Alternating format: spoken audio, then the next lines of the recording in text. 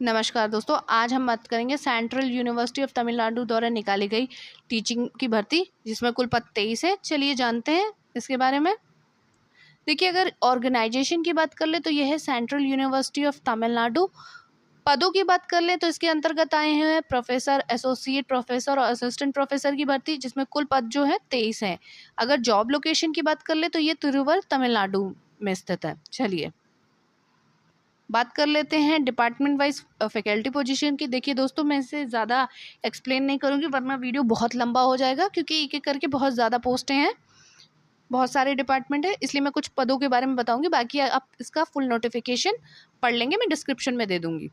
देखिए, अगर साइकोलॉजी की बात कर लीजिए तो एसोसिएट प्रोफेसर में एससी में एक पद है, असिस्टेंट प्रोफेसर में पीडब्ल्यूडी-एचएस में एक है, कंप्यूटर साइंस के यूआर में एक है, इकोनॉमिक्स के एसटी में प्रोफेसर की एक पोस्ट है और यूआर असिस्टेंट प्रोफेसर की एक पोस्ट है इकोनॉमिक्स में।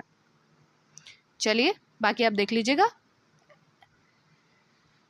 एलिजिबिलिटी क्राइटेरिया की बात करूँगी तो इसके अंतर्गत अलग अलग क्वालिफिकेशन दी हुई है, जिसके अंतर्गत आप पीएचडी डिग्री, साथ में मिनिमम 10 साल का टीचिंग एक्सपीरियंस और मिनिमम रिसर्च में 10 साल का पब्लिक रिलेशन वाला यूजीसी लिस्टेड जर्नल में होना चाहिए। साथ में जो आपका टोटल रिसर्च स्कोर है वो 120 होना चाहिए यूजीसी नॉर्म के तहत।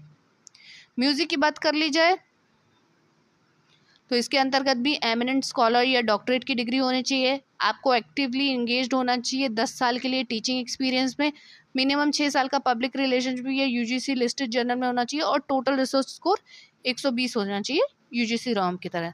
देखिए, इसी तरह सब में अलग अलग क्वालिफिकेशन दी हुई है, इसको भी आप नोटिफिकेशन के थ्रू पढ़ लीजिएगा वरना काफ़ी लंबा हो जाएगा। चलिए आयु सीमा देख लेते हैं। आयु सीमा की बात कर ली जाए तो इसके अंतर्गत प्रोफेसर और असिस्टेंट प्रोफेसर की यूजीसी नॉर्म के तहत एज है। बाकी असिस्टेंट प्रोफेसर की बात कर लें तो आपकी आयु 40 वर्ष से ऊपर नहीं होनी चाहिए। चलिए आगे देख लेते हैं। एप्लीकेशन फ़ीस की बात कर लेते हैं। देखिए, एप्लीकेशन फ़ीस की बात कर ले तो इसके अंतर्गत जो है 750 है जनरल, ओबीसी, ईडब्ल्यूएस कैंडिडेट की। एससी, एसटी, पीडब्ल्यूडी और सीयूटीएन के जो एम्प्लॉयज़ हैं उनके लिए कोई फ़ीस नहीं है। साथ ही जो पेमेंट मोड है वो ऑनलाइन रहेगा। चलिए जानते हैं इसको कैसे अप्लाई करना है। देखिए, इसकी बात कर ली जाए तो आप इसकी जो ऑफिशियल वेबसाइट है वहाँ जाके इसे कर सकते हैं। साथ ही पोर्टल जो ओपन होगा वो 2 अक्टूबर 2024 यानी आज से ओपन होगा और क्लोजिंग डेट की बात कर ली जाए तो वो 31 अक्टूबर 2024 तक है। बाकी आप इसको फॉर्म की डिटेल्स को भर निकाल सकते हैं। चलिए देखते हैं। देखिए, सिलेक्शन प्रोसेस की बात कर ली जाए तो इसके अंतर्गत आपको एकेडमिक बेस्ड क्वालिफिकेशन और एक्सपीरियंस होना चाहिए। इंटरव्यू की बात कर ली जाए, जो इंटरव्यू के लिए शॉर्ट लिस्टेड कैंडिडेट होंगे वो इंटरव्यू के लिए बुलाए जाएंगे, साथ में स्क्रीनिंग टेस्ट होगा।